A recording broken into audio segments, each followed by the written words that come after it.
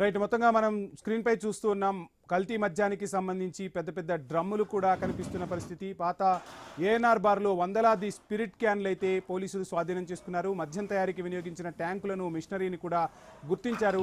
ఇబ్రహీంపట్నం కేంద్రంగానే ఈ కల్తీ మద్యం తయారవుతుందా అన్న వార్తలైతే ఇప్పుడు గుప్పుమంటున్న పరిస్థితి. ఇక కల్తీ మద్యానికి కేంద్రంగా ఇబ్రహీంపట్నం మారిందనే వార్తలు కూడా హల్చల్ చేస్తున్నాయి. మనం ఐ న్యూస్ స్క్రీన్ పై చూడవచ్చు. కల్తీ మద్యం తయారీ కోసం ఏ విధమైన ఎక్విప్మెంట్ వాడుతున్నారో, ఎంత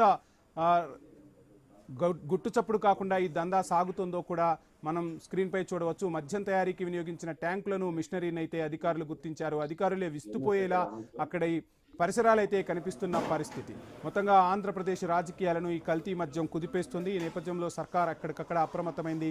అధికారులు కూడా ముమ్మర తనిఖీలు చేస్తున్నారు. ఈ తనిఖీల నేపథ్యంలో ఇబ్రహీంపట్నంలో వెతికే కొద్దీ ఆధారాలు బయటపడుతున్నట్టుగా తెలుస్తుంది. మనం స్క్రీన్ పై చూడవచ్చు. పోలీస్ అధికారులు కూడా క్షుణ్ణంగా పరిశీలిస్తున్నారు. ఇక ఇదే అంశానికి సంబంధించి డీటెయిల్స్ అందించేందుకు మా ప్రతినిధి యాకూబ్ సిద్ధంగా ఉన్నారు. యాకూబ్, చూస్తున్న మొత్తంగా కల్తీ మద్యం ఆంధ్రప్రదేశ్ రాష్ట్ర రాజకీయాలనే కుదిపేస్తున్న పరిస్థితి. ఇబ్రహీంపట్నంలో ఒక భారీ డంపును కూడా అధికారులు గుర్తించినట్టుగా తెలుస్తుంది. ఫుల్ డీటెయిల్స్ ఏంటి యాకూబ్?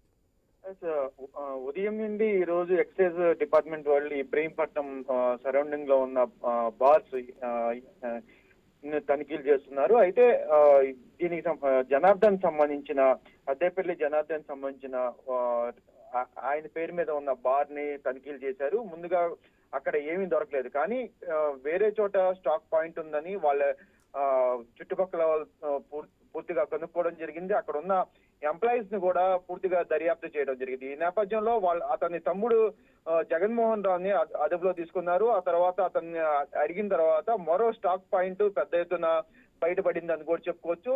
పూర్తిగా అక్కడ ఉన్న ఈ కల్తీ మద్యానికి సంబంధించి ఒక మిషనరీయే అక్కడ ఉంది. మనం మొన్న 2 days బ్యాక్ కూడా చూసాము. అది అటువంటి ఘటనే ఇక్కడ కూడా మరొక చిన్నపాటి ఒక చిన్న కంపెనీ టైప్ లోనే పూర్తిగా ఒక షెడ్, అదే విధంగా దానికి సంబంధించిన ఎక్విప్మెంట్స్ పూర్తిగా దాంట్లో ఉన్న పరిస్థితి.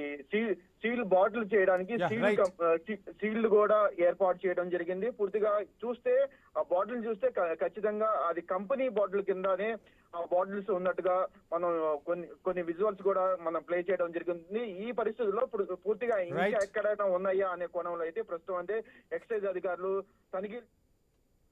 Thank you Yakub.